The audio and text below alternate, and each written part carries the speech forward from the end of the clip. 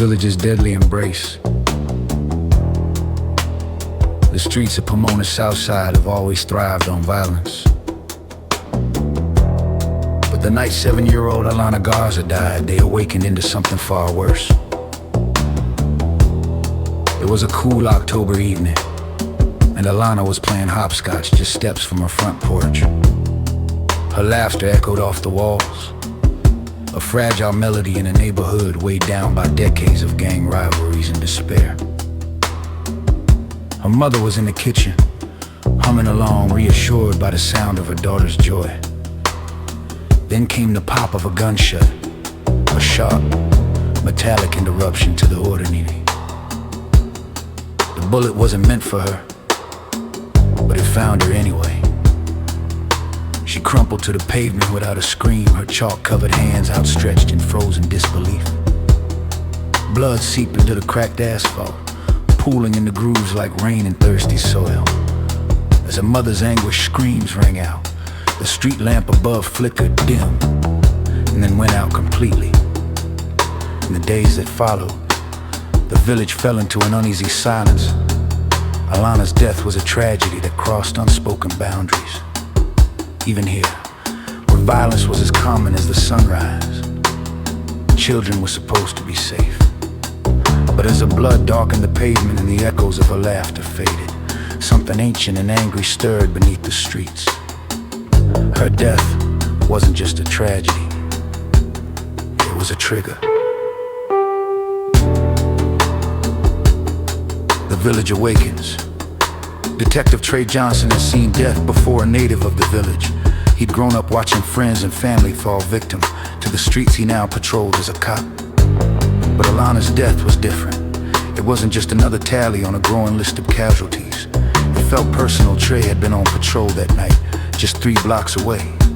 He'd heard the shot, arrived at the scene, and seen the small, lifeless body lying in the shadows of the place he once called home. Since then, his sleep had been restless.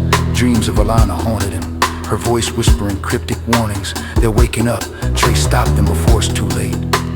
Every time he woke, drenched in sweat, the words echoed in his mind, but he couldn't make sense of them.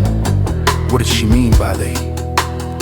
Across the village, another man was haunted in his own way.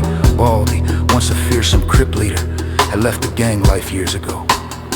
Guilt had driven him into isolation, where he spent his days as a recluse, hiding from both his past and the streets that had shaped him.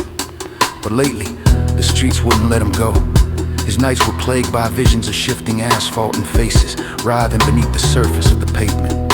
He woke with blood on his hands, sticky, dark, and real, but no memory of how it got there. He tried to brush it off as the product of guilt or madness, but then the whispers began. At first they were faint, like a distant breeze. Then they grew louder, more distinct, forming words that rooted themselves in his mind. We see you. We need you.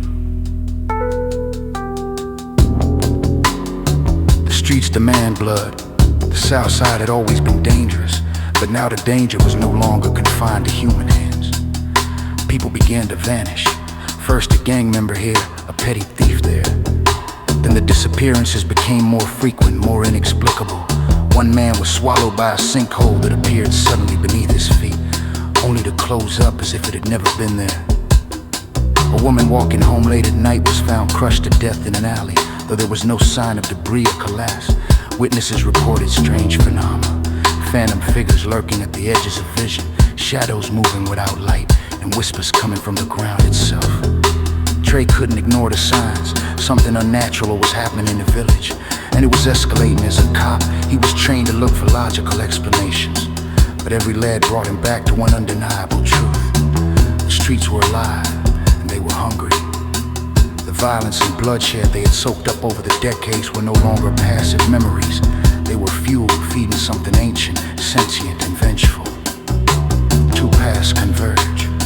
Trey and Baldy's lives were destined to intersect. For Trey, every case he investigated pointed to a growing horror that defied explanation.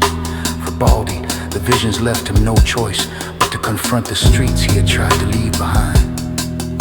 The whispers promised answers, but they also carried a warning. Your time is running out. When Trey found Baldy muttering to himself on a graffiti-covered bench one evening, their connection was instant. Baldy spoke of his visions, of faces in the pavement and blood that wouldn't wash away. Trey shared his dreams, the whispered warnings that haunted him since Alana's death.